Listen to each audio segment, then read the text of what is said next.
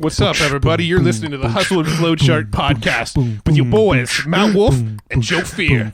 Check it. What's up, everyone? Welcome back to the Hustle and Flowchart podcast. I love how Matt gives me no heads up that he hit the record button. I know, I do that on purpose because every time I'm about to do intros, Joe always goes, wait, what are we going to say? And I'm like, just be in the moment. Just be in the moment, Joe. Yeah. Be present. Just be present. Be in the moment. We'll make it through this. We'll make it through it together. Do you want to hold my hand? No, God, no, not your hand. Good, because I didn't wash them. Ew, Jesus. You just got back from, what were you doing over there? On the podcast, we've got Ajay Goel on. We do. So this this dude's doing some interesting things with a platform that we have experience with, surprisingly, but a lot of people don't know anything about, the Google Chrome store. Yep. I believe is what it's called. He's built what? What is he doing per month on this? I don't think we even mentioned it in the episode. I don't think we mentioned the sales numbers, but we have them. Where did we get them from him? I believe so. I don't know if our assistant gave them to us or if he actually gave them to us. Well, we know he's got 10,000 customers. Let's just say that, because he did say that on the show. So you can do the math if you really wanted to and figure that out. But the point I'm trying to say is the guy has done some amazing things using a very simple seeming platform, one that's kind of undercover that a lot of us don't really think about, to grow software like a platform, use that. And then also the way that he gets traffic. Yeah. He's not a marketer. He's a developer. Yeah. And it's super cool because he's done this. Yeah. And so the tool is called GMass, is GMASS.co. And it's a mass emailing platform that ties into Gmail and allows you to send bulk emails through Gmail. And, on the surface level, I do want to sort of disclaim something. It almost sounds like it could be used for the wrong purposes in the wrong hands as like a spam type tool. And we do get into that with him in this episode, but I definitely wanted to clarify that this tool actually does follow the spam rules. You can't have an unsubscribe link in it. You can put your address in your emails, all of the canned spam laws. If you were to look them up, this tool is actually in compliance with the canned spam laws if you decide to use it in the right way. Of course, there are ways to use this tool in less ethical ways, and we're not going to explore those. We're going to explore the ethical ways. Well, can't you do that with pretty much anything? Yes, out there. So yeah, and actually, in the podcast we didn't know like the spam rules and all that stuff. So we actually did look it up after the interview, and we're like, oh yeah, okay, you can do everything with this, no problem. Yeah. So just wanted to clarify that because on the actual podcast, we didn't have those stats right in front of us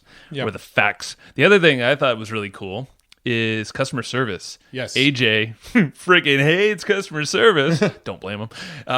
So the dude runs a very successful SaaS. Yep. And he doesn't he has a different approach to customer service, we'll say. He serves his customers very well, and he has a reason for it he'll dig into. I think it's really cool. It's one that I think, Matt, you and I should probably swipe for a lot of stuff. I think anybody. Yeah. It's quicker answers, and he has a cool method. Yeah. So basically built the software without customer service. We dove into things like SEO. We talked about Reddit. We talked about how he got the tool built. We talked about... He gave us some cool tools at the end and some functionality I won't mention now, but one that probably would have saved me hours and hours a week when I had an old design agency. Yeah. That now I'm pissed that... And at the end, we also talk about some cool like email strategies that you can test to get more effectiveness out of the emails that you do send, and they're relevant to anything, whether you're using GMass or even like a mass autoresponder like a Aweber or a Drip or that kind of thing. It's good. All right, so with these podcasts, we have somebody on our team who actually takes notes on every single episode. So the backstory, the tactics, the tools, the resources, any sort of tips or any sort of tutorials he gives us on the show, those come in the notes. And we make those notes available when this episode goes live for a couple days. Go to evergreenprofits.com, go to the most recent episode, click on the button. It should be on the sidebar or in the post that says get the companion, and we'll shoot you the notes for this episode, assuming they're still available, because they actually do expire now. So you got to get the notes quick. They expire. So pow. evergreenprofits.com, and then find this episode. I need to make a better link and tell people where to go. What was that link again? hustleandflowchart.com/companion. Companion. How do you spell companion? COMPANION. COMPANION. P-A-N-I-O-N. Right? Did I get that right? Are you sure? Go to hustleandflowchart.com/comp. Oh, there we go. C-O-M-P. See how fast this forces Matt to make a better, faster link? Comp. How do you spell comp? C-O-M-P. Okay, got it. Cool. So hustleandflowchart.com/comp. If you go there, you'll get the details on how to get the companion, assuming the companion's still available, because again, it goes away. Let's go talk to AJ. I want to say more, but all right. AJ. Hey, AJ, welcome to the show. Thanks, guys. Happy to be here. Yeah. So this is, we've been actually very anxious about this, and we were talking right before this on some of these. Anxious in a good way. Anxious in a good way. Yeah. We're excited to talk about this stuff. Excitedly, anxiously bouncing around in our chairs.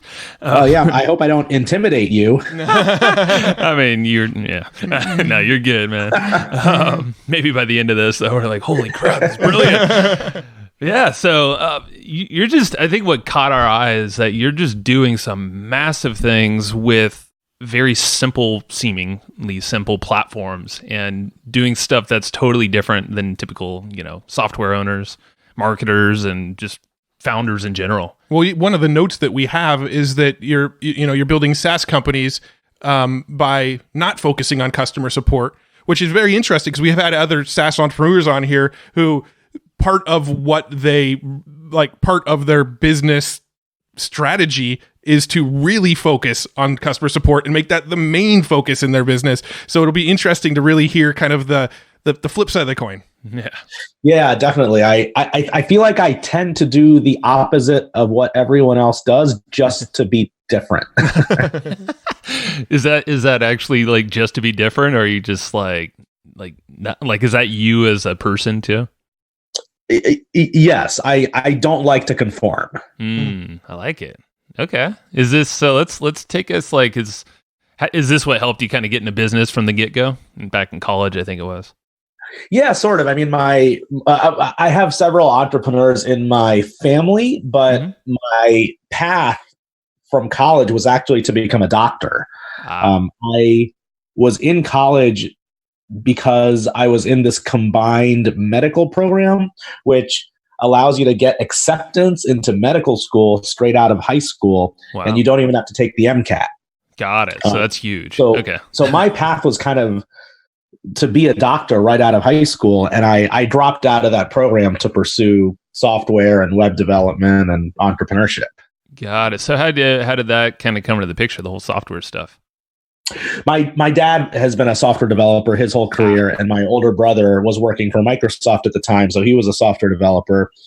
And so we always had computers around the house growing up. We'd be the first one on the block to have a laser printer in the late 80s. We just always had like the latest stuff in our basement. And so I always liked it. And my older brother and my dad knew a lot more than I ever did. I was more of a tinkerer, and then I just got a more serious interest in it when I was in college because of the internet. I went to college in 1995. That was my freshman year, and that's when everybody was excited about setting up a homepage, as it was called back then. And I got excited about that too. Got it. So let's talk about the software that you've got now. You've got GMass and you've got WordZen, right? Yeah. So how did those ideas come? Well, we'll start with one at a time. Where did the idea for GMass come from, and what was the inception of that? So the idea of GMass actually came from something that I was doing when I was working on WordZen. So let me start there. So Perfect. The initial idea for the company was around this product called WordZen, which is a service that edits and writes your emails for you. And while I was working in that and managing my team of editors who are actually doing the writing of the emails, it's a human-based service, I found that I needed a way to communicate with my staff in an efficient way. But I also wanted that communication to be personalized because I was sending out some data points specific to each editor. And I assumed that someone would have already written a plugin for Gmail that would make it possible to do that. Because I live my life in my Gmail account, like all day. highest number of hours that I spend in any app is inside Gmail. Yep. So, and Gmail has a big ecosystem of plugins and extensions. And so I just assumed that something had already been written. And I was pretty surprised to find out that nobody had written an easy to use tool that makes this possible inside a Gmail account. And so that was the genesis of the idea. And I had a background in email marketing with my prior company. Mm-hmm. And so I kind of decided that I would be the one to build this. So GMass was kind of an offshoot of WordZen, and GMass is the name of the product that came to be this email marketing plugin for Gmail. Got it. Yeah. And that's where, so GMass was the one that we were like first looking at, and then just our research, or actually WordZen popped up and some things we were looking at yesterday. And we just pulled it up again, like Matt and I were looking at it, we're like, holy crap, like that service paired up with software, it's kind of a combo thing. Damn. No, this looks so cool. This is the literal conversation that happened. So Joe's got his laptop sitting next to him right now. He pulled up WordZen to look at the site and see what it was all about. And he literally said, holy shit, I think this site just saved my life. Well, I have That's some true. News. A few days ago, I decided I'm going to shut down the WordZen service. Can we buy it from you or acquire it somehow? If you guys want to talk about that, then sure. We can. Let's negotiate an offer on air. No, I'm just kidding. That'll be a first. So what led you to that decision? Yeah. So, well, I've been losing money on it for a while. I only had about, right now I have about 50 paying customers using WordZen, and my costs in terms of managing and paying my editors outweigh the revenue I was generating from the 50 subscribers. And I just haven't been able to figure out a way to grow it. Interesting. Okay. For a while we were getting a consistent flow of new subscribers every week, and that's kind of stopped, and I'm not sure what to do about it. And on the other side, GMass is growing, and it's requiring a lot of my time because it's a more technically complex product. Gotcha. And I just want to laser focus in on GMass, and I don't want any distractions. And got it. Yeah, so it's kind of like an 80-20 decision. You're shaving stuff off. Gotcha. That makes sense. Yeah. No, sorry, didn't think we'd put you on the spot kind of about that. No, it's I'm happy to talk about. That was cool. Recency. Yeah. Well, yeah, we'll look into that. I mean, like maybe there are some ideas there, but either way, great idea and concept of a service like that. And yeah, it's interesting because I still think it's a good idea, and I still don't know why it didn't work. Yeah. Well, could be something there. Yeah. But yeah, so that kind of helped you. So GMass was a spinoff of that, which is really cool in itself. And this is now after college, right? Because I know you kind of started in college, kind of making that transition from the doctor program to. Yeah, I dropped out of that medical program, and my first business was a web development business. Gotcha. So I moved back home to Dayton, Ohio, which is interesting because I was listening to your most recent podcast episode where that guy was from Dayton, Ohio too. Yeah, Doberman Dan, I believe. Yeah, right. Cool. So I started my career just making websites for people. Friends of my dad who own small businesses, doctors, engineering practices, just small businesses around the Ohio area. And that led to the creation of a product which was called Django Mail, which is an email marketing platform. And that I built and ran for like 10 years and sold that in 2013. Mm-hmm. And then I goofed off for a while, pulled myself back into a mode of sanity after having run this company for a long time, and started thinking about what I want to do next. And that's where the idea and the work on WordZen began. So it'd be crazy to think that with WordZen and GMass, because you kind of take this contrarian approach. Was that from the whole screw off period? I don't really want to have to build I'm just totally thinking this out loud, but the no customer support, the lean, and it seems like everything you develop and do is very lean. It's not a typical approach. So, okay, there were two aspects of running Django Mail that I never liked. And I applied both of those to GMass. So one of those were, providing customer support and just being able to do that well was something that I never really enjoyed spending my time on. Like as a software developer, I enjoy creating things and building things and putting them in the hands of users and getting feedback, hopefully positive feedback, because then that reinforces me and pushes me to keep going. Mm-hmm. But like hand holding a customer through setting up their first email campaign was just never something I personally enjoyed doing. And I feel like my companies have always kind of been a reflection of my personal values. And so with GMass, because I never liked doing that, I wanted to build a system where I didn't have to do that. Right. And so like with GMass, we provide customer support, but we do it in a lean way. And we've set up a system so that users can mostly support themselves. And then the second thing that I never liked about running Django Mail was I've never liked building user interfaces for product. So again, my personal skills have been more in like backend software development. So like backend web stuff and backend database stuff.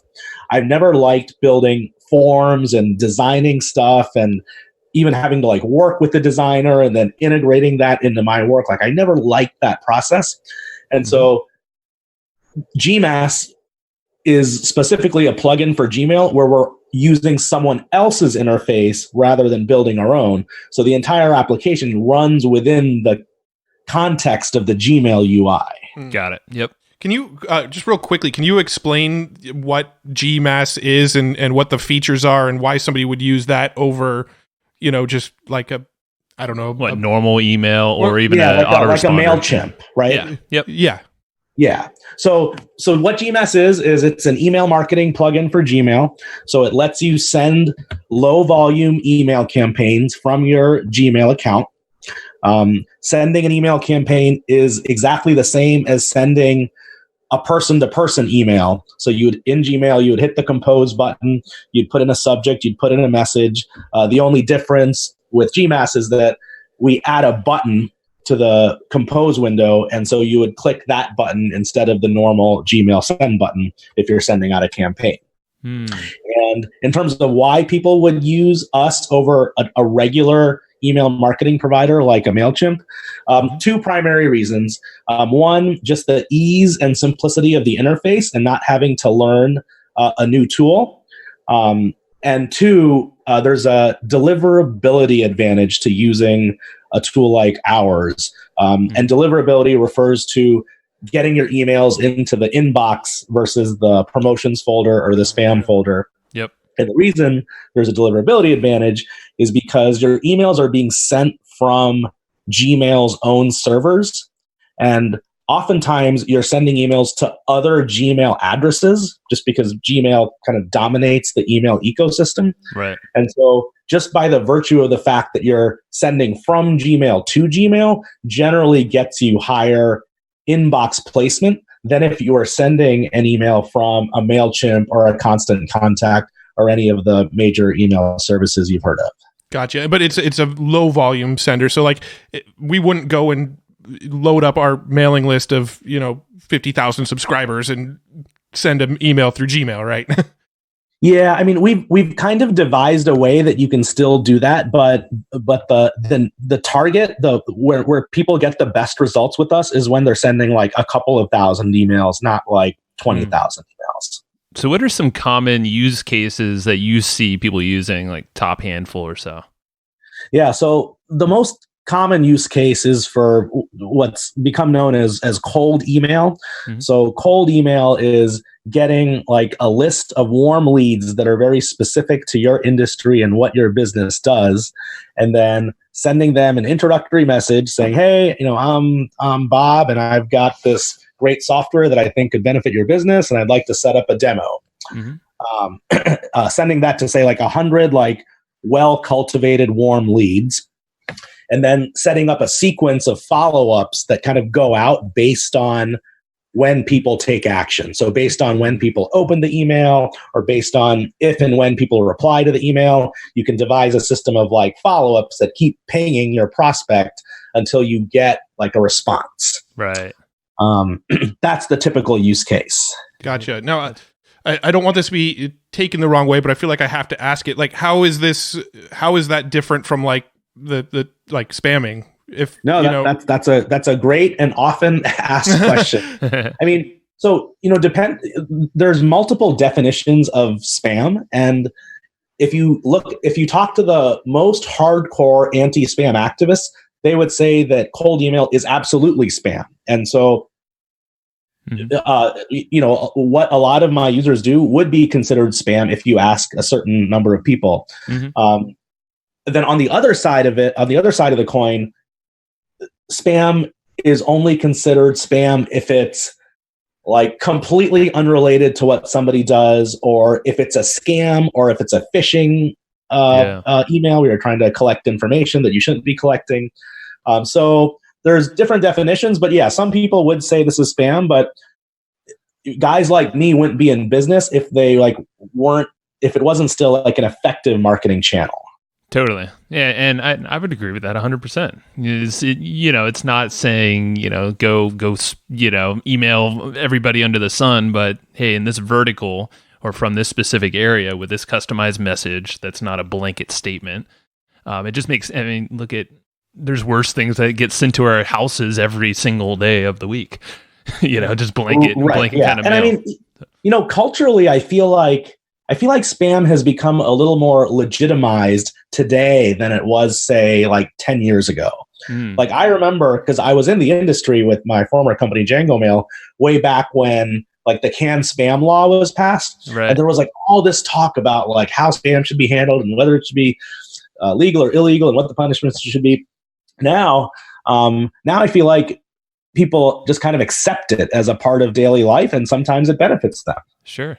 Yeah. I mean, look at things like text messaging and messaging bots. Like, there's not really any filters for anything these days. So, as long as I think you have the right intent and you're not sending loads of email, but having a good reason and a good message behind it, it's communication. All you're doing is trying to give value at the end of the day. So don't go scrape a which list is of one 1,000. of the core strategies of a successful cold email campaign is to deliver value in those emails. Yeah, Gotcha. Totally, 100%. Yeah, well, I mean, I see some great implications just as far as like outreach too. Like if let's say you can find a list of podcasters and you're trying to get on some podcasts, you can use something like this to get on it. Is that what you did?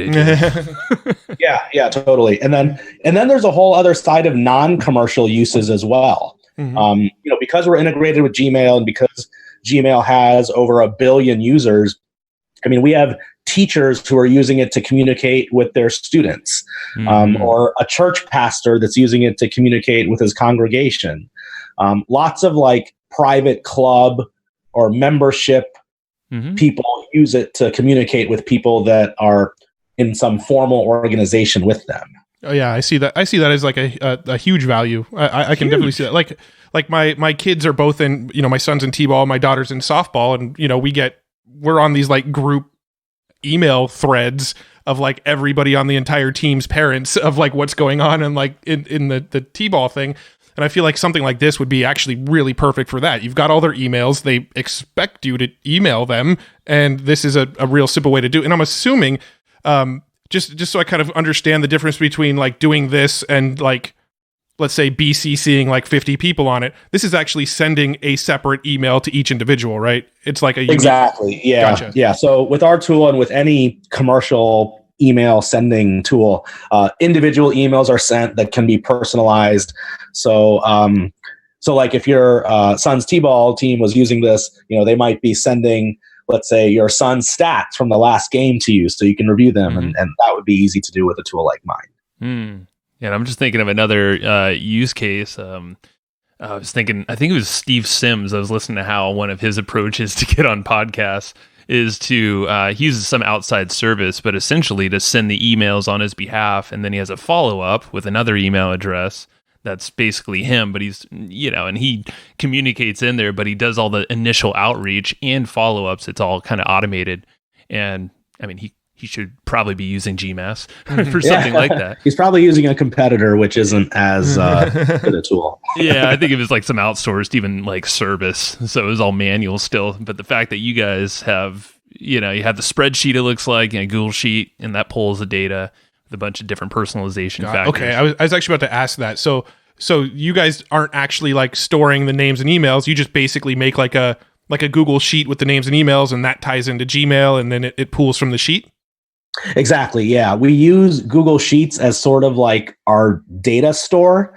So in a traditional MailChimp-like system, you might upload your entire email list into MailChimp. Mm-hmm. So with GMass, you don't really do that. You just, you kind of upload it into a Google Sheet. And so as long as you've got your spreadsheet set with your email addresses, then GMass can connect to it. Gotcha. Now, this is a sort of in the weeds question, but does Gmail have any sort of like sending limit on like how many emails you can send in a day? Yeah, that's a great question. So they do, and that's why the best use case for GMass is when you're sending low volume campaigns. So a regular gmail.com email account can send 500 emails a day, and a professional G Suite account, so if you're running your company on Gmail, those accounts can send 2,000 emails a day. Gotcha. Okay. Got it. And that's what's so cool with Gmail kind of dominating, is that there are so many people with these G Suites, like that's how ours is. And, they just masked with your domain name. It's still a Google account, so you're probably going to hit the top of their inbox, not get filtered out. Right. That's the idea. And Google has, there's basically two companies that dominate email, Google and Microsoft. And Google and G Suite are more popular amongst tech companies, startups, generally like newer age companies, whereas the Microsoft suite is more popular in like traditional industries like the pharmacological industry and medicine and manufacturing and the automotive industry. So it's kind of split in the two camps. Yeah, I remember that construction company I worked with tons of time. It was all Outlook. Yeah. Like, Microsoft, get off that. Right. So who are these people that are still using Hotmail then? Yeah, well, Hotmail is now Outlook.com. Well, Hotmail is owned by Microsoft, isn't it? Yeah. I totally forgot that. Okay. They own it, man. So I want to go back really quick to the customer service, unless you had some ideas. No, we can go there. I want to talk about customer service. I also want to talk about how you grew GMass, but we can start with the customer service stuff. Yeah, just because we brought it up, that was one of those two things you hated from your previous company. Is this customer? And I don't blame you either. And that's typically everyone's first hire for a company. If they're flooded with emails, it's an assistant / someone for support.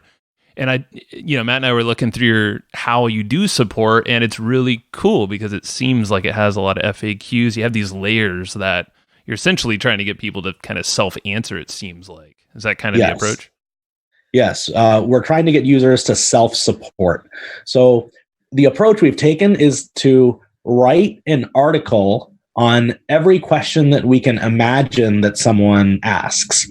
And when we get asked a question that we realize we don't have an already published answer for, then we create that. And the idea is that we want users to search our blog for their own answer before contacting us. And, users can be lazy, so sometimes they don't always do that. So when they do ask us a question, oftentimes we won't even respond with a full sentence. We'll just respond with a link to a blog post that we know sufficiently answers their question. And, part of that is, as I mentioned before, I don't enjoy spending my time doing that. I like spending my time creating stuff. And so you can obviously hire a support team. I don't have to do that myself. But what I realize is that I can target a user of a certain sophistication that probably enjoys supporting themselves. I don't think any user of a software as a service system really enjoys filling out a support form and explaining their issue, hoping that someone will be competent enough to answer the issue. I think most users want to be able to solve their problems because if they're given the resources to do that, they can solve their problem instantly rather than having to wait for a support agent for a few hours. Sure. And then the other benefit of that is we have this large library of technical content which is indexed really well, and that drives a lot of SEO traffic to us. So there's the blog itself. It looks like you have a ton of different posts on there. Yes, yeah, and that's our biggest source of leads. Gotcha. And that's also kind of something we've done differently from our competitors. So if you can pick pretty much any of our competitors, and if you go to their blogs are mostly business focused, where they're talking about the best subject lines to get a great response, or the time of day you should send your email campaigns to get the best response. And we have a little bit of that, but the majority of our blog is technical content. Okay. So, and that essentially is answering the tech behind your actual software, or just like kind of, do you have content that leads people in, or are these folks that are pretty much know the problem they have and they're just looking at what you got and you're giving them so much value, it seems like a no-brainer? Yeah, both. So some of our articles are geared specifically for our existing users to solve some technical support issue they're having. But the most valuable blog posts we have are the ones that are not specific to GMass itself, but more specific to maybe Gmail or cold email or email marketing in general. So, for example, one of our most highly trafficked blog posts is a detailed blog post that I wrote about Gmail sending limits, which is what I mentioned earlier, the 500 and the 2000. But there's some more in-depth information that goes along with that. So regardless of whether you're using GMass or some other email tool that connects in with your Gmail account, that article is probably relevant to you. Yeah, I love that. So SEO being the massive drive, is that number one for traffic? Yeah, definitely. Yeah. Yeah. And I'm sure, how does it look like? Because you guys are only in the Chrome App Store or extension store. Correct. Not sure what they call it. Is there some SEO work being done there? Things that you can do to optimize? A little bit. So the data is pretty opaque from the Chrome Web Store. So with Google Analytics, you can obviously see pretty much anything you want about what's going on your website. With the Chrome Web Store, not so much. Being present on there does drive traffic to our website and does get us signups, but it's actually kind of hard to say what impact that's having because Google just doesn't make that data available. Yeah. We had an app in the Chrome store for a little while, didn't we? It was a little while. We had no clue what we were doing. We had an outside developer do all that kind of work for it. We were the marketing arm. Yeah. I never even saw any sort of backend. What was your Chrome extension? Oh my God. It's actually not there anymore. It was a like tool, an auto, what was it? So any basically when somebody, if you made a post on a Facebook fan page and somebody liked it, it would automatically invite them to like your page as well. That's right. Okay. And it worked. Yeah. It worked really well for a little while. It worked. And then I think either Facebook changed some sort of API or Google changed sort of API. You were basically hacking like the Facebook page model. Yeah, I don't remember exactly how it was built. This was something that we had like 2 years ago, and we gave it away for free, and then eventually it wasn't working with Facebook anymore, and we just took it off the App Store. Got it, right. Yeah. Well, it's actually interesting you mentioned that because the GMass Chrome extension is basically a hack for Gmail, where we're kind of hacking up the Gmail interface to add some of our own stuff. Yeah. And one of the challenges of being in a business like that is that Gmail doesn't officially endorse what I'm doing or my product. And so every week or 2 weeks, Gmail itself changes its own code. And when they do that, GMass breaks. And so when that happens, I have to rewrite my code to accommodate Gmail's changes. Got it. So are you the lead and only developer for GMass? I'm the lead developer. I have a little bit of help now just from some freelancers. Yeah. There's some functionality in code that's like above my pay grade, and that's when I reach out for help. Got it. Yeah, that's interesting. Cool. And how about for your content and all the other aspects? What does the team kind of breakdown look like? So I actually am writing most of the content on the blog. I have a couple freelancers that work with me on that. So we have a newsletter that we publish called the Gmail Genius, which is a newsletter about being productive inside your Gmail account. So I have one person who works on that. And then I have an Upwork freelancer who writes some of our more general content that's not like specific to GMAS functionality. Gotcha. That's really cool. Just super lean. Just to kind of give some context for the listeners, how big is GMAS right now as far as like user base? You don't have to give an exact number, just kind of a ballpark out of curiosity. Yeah, so we've had about 350,000 signups since the product was launched 3.5 years ago. And we currently have just over 10,000 paying customers. Wow. Got it. And see, what just keeps blowing my mind is how much opportunity there is in the whole the Chrome store. And yeah, like would you say that's a first good place for someone who's interested in software to kind of look into, or maybe just develop an MVP off of or something? Yeah. So there's upsides and downsides to taking a Chrome extension approach. So the biggest upside is that there's not a whole lot. The competition is less in the Chrome store than it is, say, in the iPhone App Store or the Android Play Store, or just in the general world of web apps. The downside is that your software is only going to work on the Chrome browser and only on Chrome OS, Windows, and Mac. Your software won't work on mobile just because Chrome extensions only work on the desktop. Right. Yeah. Okay. Yeah. So there are limitations, but it seems like a decent MVP. Yeah. And then, if things work out really well, then maybe you figure out how to get it into more of a open platform. I don't know. Maybe you fully develop the thing out, so it's not relying on something else. And it's been changing. So recently, when I first launched GMAS, the Chrome store was kind of like an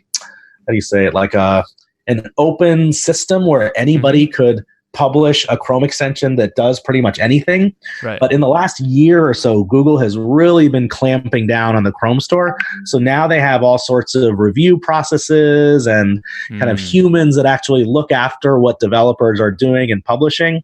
So it's a more looked after environment than it used to be. Got it. That makes sense. Well, let's talk about how you actually grew this thing. So when you first opened up GMAS, was it always a paid thing, or did you start as like a free model? How did it start out? It started out completely free. I didn't have any timeline for monetizing it. My main interest was just getting users to use the product. So with my prior company, with Django Mail, which was also this a more traditional web-based email marketing platform. One of the things that always bothered me about that business is that Django Mail was never really well known. It made decent money and had good margins, but I never felt like anyone had heard of Django Mail, and that kind of bothered me. So with GMAS, when I found this niche to do this integrated inside the Gmail environment, my objective wasn't to bring in revenue right away. My objective was more to get popular. I had this, I felt this need to want to build something that was used by a lot of people, that a lot of people liked. So I wasn't even thinking about revenue or monetization when I first launched it. Got it. So it's get the user base, get the list. I mean, can you grow a list off of the Chrome store? I'm sure there's a way to. Well, yeah, when people install your Chrome extension, so you actually don't get any data when somebody installs your Chrome extension. You can't get somebody's email address just by virtue of them installing your extension. Yeah. But you can then direct them to a sign-up form. In our case, what we do is we direct them to link their Gmail account to our backend. And when they do that, that's when we get their email address. Interesting. See, so what we did with ours was we put basically an activation screen where they had to enter their email address, and then it sends them a code. And that's a standard way of doing it. Yeah, that's a good way for sure. Except the way that we did it was we had one code and we just sent everybody the exact same code over and over and over again. So if anybody shared their code, they would be able to install the Chrome plugin. But but we weren't selling it. We were just trying to collect emails. We're marketers. We're not developers. So it's just really cool to hear that. And so how did you kickstart it? So you opened this thing up, you made it free. What was your sort of marketing plan just to kind of go for that mass appeal? So I didn't really have a marketing plan per se, just because marketing has never been my expertise. Mm-hmm. I just wanted to get it in front of some certain communities that I knew existed to get some initial feedback and traction. And so for me, those two communities were Reddit and Product Hunt. Mm-hmm. Got it. So how did you, what was the plan on each of those, if you don't mind? Maybe start with Reddit. Yeah. So Product Hunt, and this was back in 2015. Mm-hmm. Product Hunt was pretty hot back then. And for those that don't know, Product Hunt is a website that features a bunch of new products every day. So a bunch of new products hit their homepage every day, usually 30 to 40 new products. And most of them are software products. Mm-hmm. And we got someone who agreed to post our product for us, which basically guaranteed that it would end up on the homepage. And it did well. We got a ton of comments and feedback. I remember that day I was getting like a new sign up every like 3 minutes. And that went on for like the 24 hours that we were on Product Hunt. Nice. And that was really exciting to see. Like I kept refreshing this page I had built that gave me a user account because it was so exciting to watch that number keep going up. Yeah. Interesting. And then the other thing that happened around that time is actually a few days before the Product Hunt launch, I had posted on Reddit under the startup subreddit that I had built this thing and I just wanted people to try it out and give me feedback. And it ended up as the number one thread on that subreddit for like a good amount of time, like 36 hours, I think. Mm-hmm. And what's interesting is that now you can't do that because the rules have changed. Reddit doesn't, or that particular subreddit doesn't allow you to post the name of your product or your startup. Mm-hmm. It only allows you to ask like general questions about how you should handle a particular situation. Like maybe you're having a conflict with your founders or you want to know how to hire a software developer. Mm-hmm. But back then it was kind of the Wild West and you could post whatever you wanted. But what I did then to get like that initial boost in traffic, you can't do now. Got it. Yeah. And I guess you'd have to go to other subreddits. I know there's advertising now on there you can do. Yeah, I mean the subreddits, the way it works is like each one has its own moderator and its own set of rules. So even though the startup one that you posted it in no longer allows you to do the exact same thing, there's probably 20 other subreddits out there that are similar, maybe not as big of an audience, but are similar that probably still do allow you to do that. Probably, but just not as big. Yeah. Because we actually, sort of a side tangent, but we actually had a course on Udemy for a little while, and our biggest marketing strategy was to just go give away free access to that paid course on Udemy on Reddit. And we basically just did the same thing. We said, hey, we're making this course. We're selling it for $50, but we want to give it away for free to the Reddit community. Use this coupon code. And it hit like the top of whatever subreddit we posted in at the time. And it just it really kicked ass. No, it was very similar. Nice. Yes. We were refreshing and it was like new subscriber. I'm like, that's a great, that's a great feeling while that lasts. But there's always there's always like the coming off that high at the end of it, right? Yeah. That's a very good point. Wait, I refreshed and nothing happened. What? Yeah. This isn't normal. My new normal is not. Yeah. Interesting. Okay. So I just love that you were able to achieve all this and you are not a marketing guy. Yeah. Like, I think that's the coolest thing. I feel like almost some of the best marketing stories are the ones that were more stumbled upon versus like, they went in head first knowing what they were doing. Yeah. I mean, I've always hoped that if I build something useful or good, that people would somehow find it. Like if you build it, they will come mentality. Sure. And I think as time goes on, that's a harder and harder thing to make happen, just because the barriers to entry in creating something are coming down, especially in my world. In the email world, the barriers to entry to creating some sort of email business are super low because there's all these off-the-shelf third-party components that you can clobber together to have a product that does something. Sure. Yeah. So, I read a lot. So any marketing skills that I have come from like reading a ton of articles on Medium. Yeah, that's a good source. So do you pay for the upgrade on Medium? No, I'm a free user. Yeah. I think that's most people. And actually, and I've noticed recently that I'm getting blocked a lot. That paywall keeps showing up when I'm trying to read stuff. You're like, damn you, paywall. There's always a way around. Just get a VPN. You'll be fine. Browser because maybe that doesn't have the cookie. Yeah, I know. See, you're tech. VPN. Yeah, just install VPN. You'll be fine. Yeah, right. Just switch between states or countries every time you want to look at Medium. Hey, Medium's listening. Right. What? I'm just curious now that you said, Product Hunt was big back in the day. Reddit was, that strategy. You can't really do so much with the approach you took. Knowing what you know now, like, is there a strategy you would use, say, if you started GMass right now or something similar, an approach you would take to market this thing? Man, that's a great question. So, I don't know. The approach would definitely have to be different because I think what worked then, which was not that long ago, 3.5 years ago, I don't think would work as well now. I mean, I hate to say it. I hate to rely on this, but I might have to, if I was launching now, I might have to rely on a paid ad campaign to get the word out. Yeah. Yeah. Don't worry, you don't have to hate it. I think paid ad campaigns are really hard to get a good ROI on it. I think it's expensive. There's a ton of click fraud.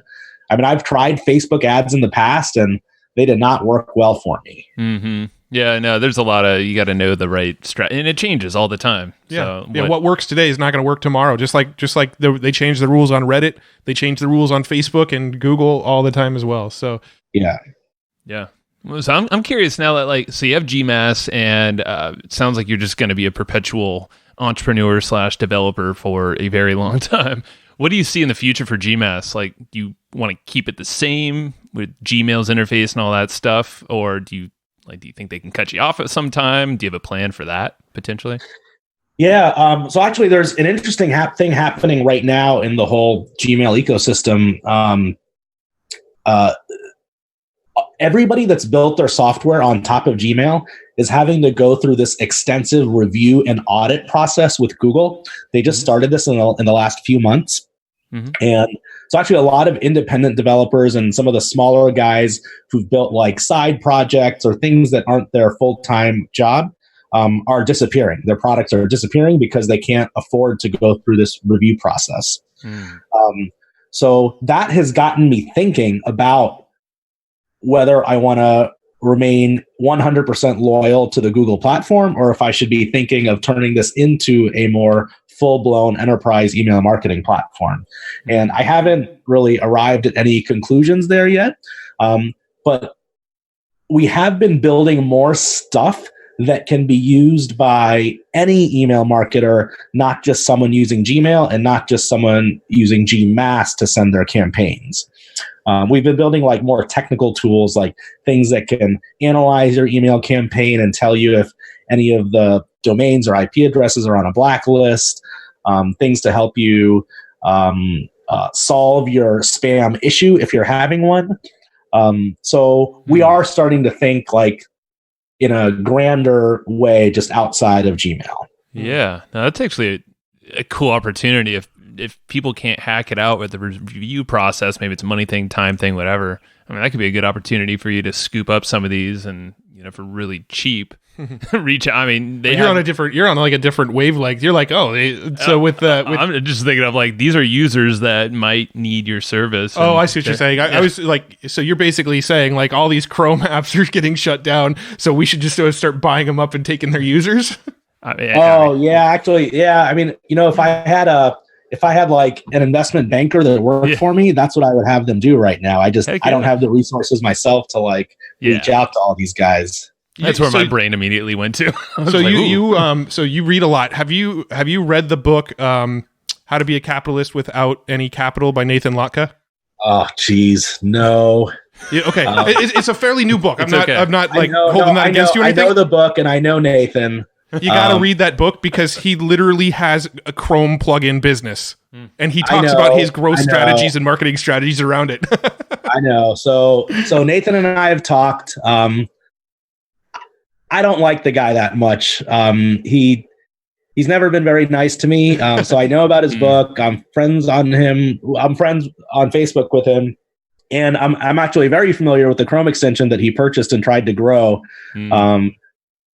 I I think he embellishes a lot. I'm not a fan. I will say he definitely is a divisive figure in our sort of industry. Totally. Yeah. You either like him or hate him.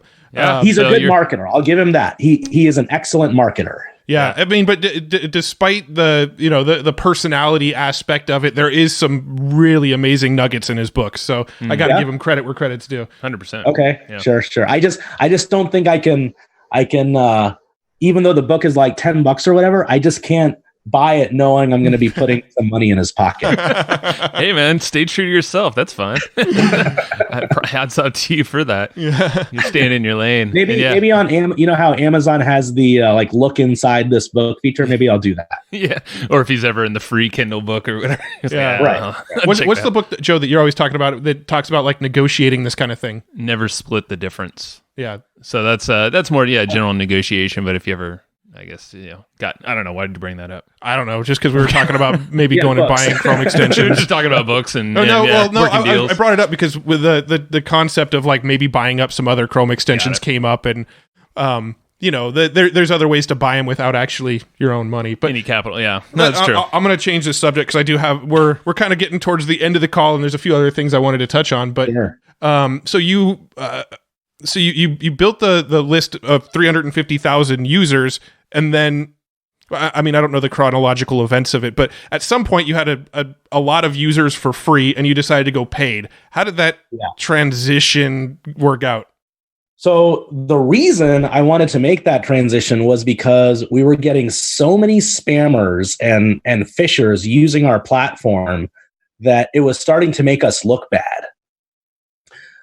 So by monetizing and restricting the amount of emails you could send if you were just a free user, I like put a serious dent in that problem. Makes sense. Now, it was also nice to be able to turn this into a real business that was making money, but that was the original thinking. Like, I decided I've got to do it because I've got to cut off the flow of spammers. Mm-hmm.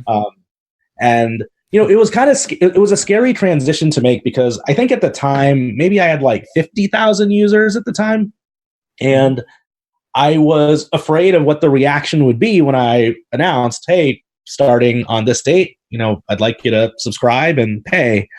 And it was interesting because when I sent out that first email, most of the replies I got were like, F yous, or you said the product was going to be free and you lied to us, or we can't afford this. I hope you change your mind and keep the product free. And just so you know, GMAS is it's in the range of like $10 to $20 a month based on the plan you choose.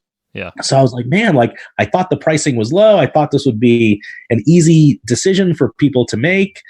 There was a lot of negativity around it. Mm-hmm. And so I was scared to flip that switch. And I remember when I did flip that switch, I'm like refreshing my email, like waiting for that first new subscriber notification to come in.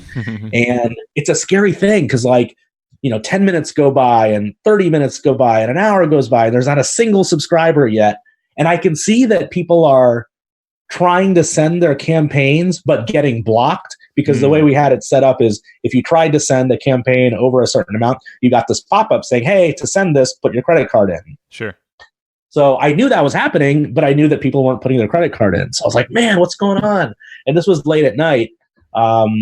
So I went to bed and I woke up the next morning and we had a handful of subscribers. So that was nice. Mm-hmm.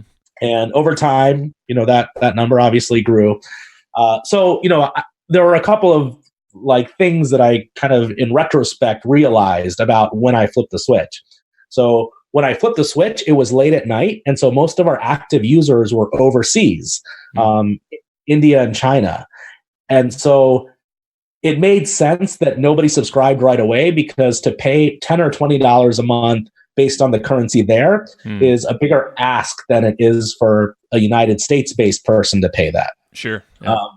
So that was one thing. And then the other thing is that when I sent out that first email announcing monetization, there were plenty of people that were fine with paying, but those aren't the people that replied. And I think it goes back to the general principle of how when you're upset with something, you tell 10 times more people than you would when you're happy with something. Oh, yeah. Yep. So even though it seemed like the world was ending, it turned out it wasn't. Yeah, and that's standard. And you just dealt with another customer support issue that you're like but that's right. that's typical customer support across the board. You get the angry ones, but the happy ones are usually quiet. And that's why it's kind of interesting. Like with this podcast, a lot of folks listen, but you don't hear a lot from them. But whenever we prompt or ask a question and give the support email, we're pretty much flooded, inundated by it. And I'm like, oh, okay, there they are. So it's I can see that with the negative stuff. Well, that's interesting too, because I read this article once that talked about how users are more loyal when they have a little bit of a problem that you then solve than users who never have a problem with your software at all. I wonder why. I wonder why. There's got to be something there where you support them, you give them a solution, you're there to prove that, hey, you're there for the long run. You're not I think they turn into a happier user at that point. 100%, yeah. Because I think that's because we promote a lot of software as affiliates, and if they're free or if it's not a subscription or recurring element, typically people kind of question and they want to make sure that software is gonna stick around for a while. And that's kind of a commonality thing that we run into in promoting tools in general. Yeah. So it's it's an interesting thing. So I don't know if you have anything else, Matt. Yeah, I was going to touch a little bit maybe on some some email tactics that maybe some of the users the listeners can take away with them. Are there any sort of I'm trying to think of the best way to word it. I want to see if maybe strategies, like a strategy or a tactic or some way to maybe use like this GMAS sending in your business that like a cool case study or a cool tactic or some sort of like email strategy that our kind of like, users here's a can walk away process to with. use that you can using GMAS or Sure. manually a million times. Let me just go over a general strategy that's not specific to GMAS, but is specific to just outreach in general. Sure. So because a tool like GMAS and all of my competitors have the ability to do this sequence of follow-ups, like after the initial email, that ability to do that is so critical because in most cases, when you're looking for someone to reply, that reply won't come after the first email, but it will come after the second email. So if I reach out to a warm list of 100 people saying, hey, I've got this cool new software that I think will help your business, I'd love to set up a demo. Chances are I'm not going to get a reply to that. But a few days later, when that follow-up goes out that's attached to that same thread that says, hey, man, I sent you this email below. I'd really appreciate it if you'd respond. That gets a response. It's so funny because just yesterday I had some random salesperson reach out, say they hit me up on LinkedIn to some sales thing that we don't even do, of course. Didn't do their homework right. And then I think I opened it, and I'm sure that probably triggered something. And then, it was like 20 minutes later, some other person from the same company said like, hey, just wanted to check in on that email that blah, blah, blah. Yeah. So I was like, I know what you're doing. And I like it, but but I'm not going to respond to you because I want to see more automations. Let's see where this goes. Yeah. But it's interesting. The power's there, though, the follow-up. Yep. So in that case, the more sophisticated companies would have something that prevents that from happening, like two people hitting you up at the same time. Ah, okay. Got it. So there's all these rules happening behind the scenes. Yeah. Yeah. Okay. So cool. So so walking people through. So that's kind of a strategy. So obviously definitely follow up with emails. Yeah. Don't just send once and then expect a reply. Yeah. It's usually that second email that gets the reply. Yeah. Right. And there's a reason for that. And the reason for that is that in that first email, people assume that that's automated, that that's a machine sending that. And that second email, it looks like a human is sending that. Yeah, that makes sense. I like that. Okay. How about like subject lines? Are there some go-to principles around that to get the open? Yeah, I've done years of experimentation with my own subject lines. I'll give like just one nugget that I've realized recently from my own work. I used to use, I think it's called like title case with my subject lines, where the first letter of each word was capitalized. Yep. Now I've been going all lowercase. Okay. And so it's very casual. Yeah. all lowercase, and I've been getting better open rates. I like it. Interesting. How about follow-ups? And this is always one that I'll play around manually, but you can like change the subject line after the first, like say, keep it on the same thread, but you can always modify the subject line. Like, put something in the beginning, RE colon, whatever. Yeah. So, I kind of consider that a bit of a shady tactic.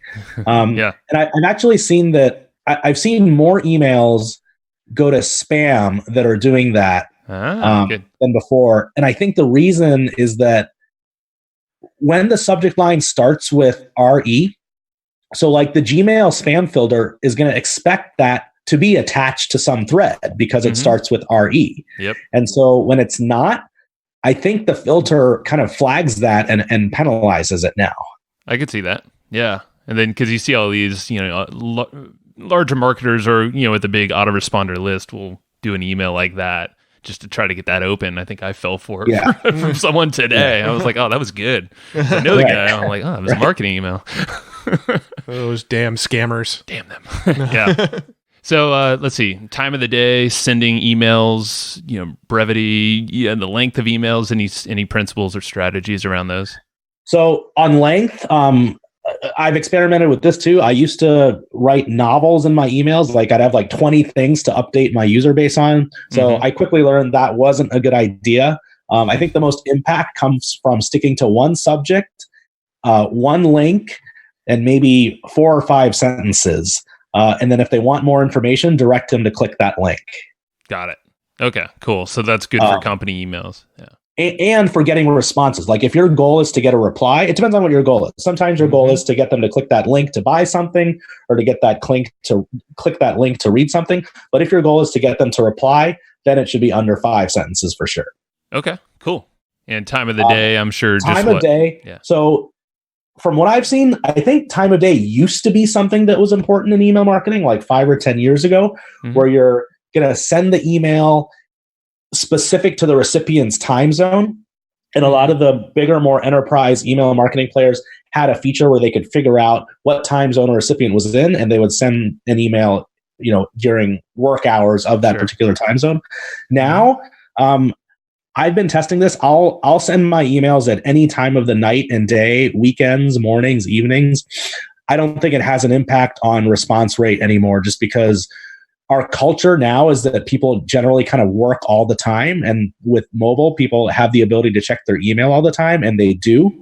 So I don't think time of day has any bearing on email marketing success anymore. Yeah. I agree 100% because I've experimented with our own mailing list a lot with that kind of thing. And I've pretty much determined the same thing. I remember there used to be sort of rules of thumb of like, send it at 7 a.m. in their time. And these days, I feel like you're right. They're either like checking their email all day and they're going to get it when you send it, or they're like the way I do it is I literally check my email once in the morning and then once at the very end of the day. And I just have 2 windows that I look at, and I'm not paying attention to what time any of the emails were sent. I just kind of want to quickly flip through my inbox. Yeah, right. Wow, twice a day? I'm like twice a minute. Yeah, no, I'm not a big emailer. Joe will attest. I am. That's why I said about the words in. I was like, oh my god, I love this because I'm more in the Gmail. Yeah, so. I got to use your service before you shut it down. Yeah, right. Well, cool. So just to wrap up, unless Matt, you had anything else? Nope. Sweet. So we typically like to ask, if there's a book or some resource, something that you just love to go to all the time to, just kind of sharpen the tools in maybe it's coding or marketing or software or whatever it is, or things that you just like to recommend to friends, something that impacted you. So the book that's had the most impact on my business career is actually a book on how to recruit. And it's a book called Top Grading. That's a new one. I haven't heard that one before. In the book, you're taught like a very systematic method of how to interview people. And more importantly for me, like what I got the most out of was the section on how to check references. Okay. Can you repeat the name of that book? Yeah. Top Grading, like TOP grading, one word. Got it. Cool.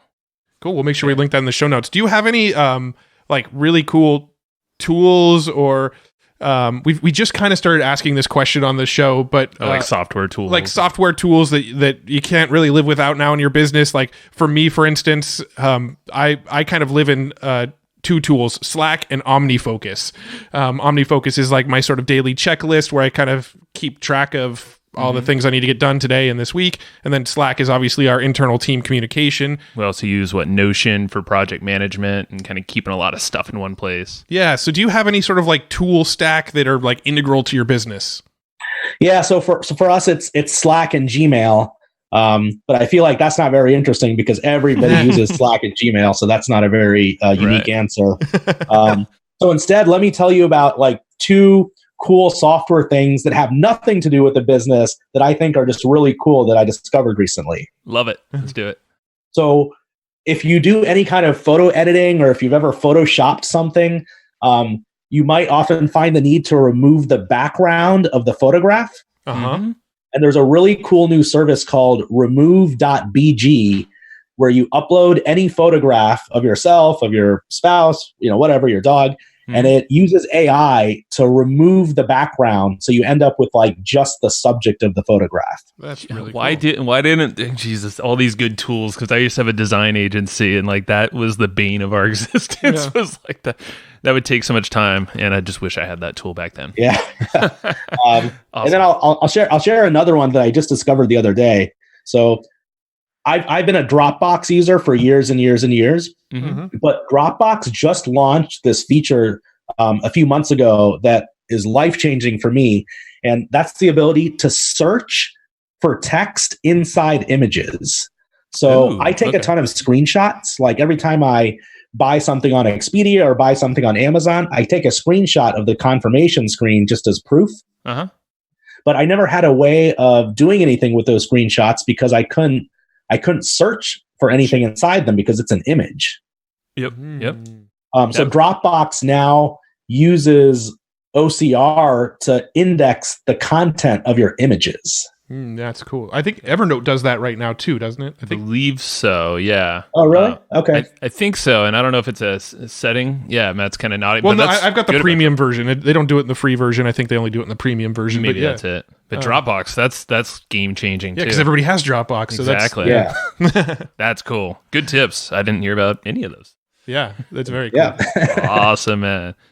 Well, cool. AJ, where should folks go? And I mean, I'm assuming GMAST is a pretty good place to start.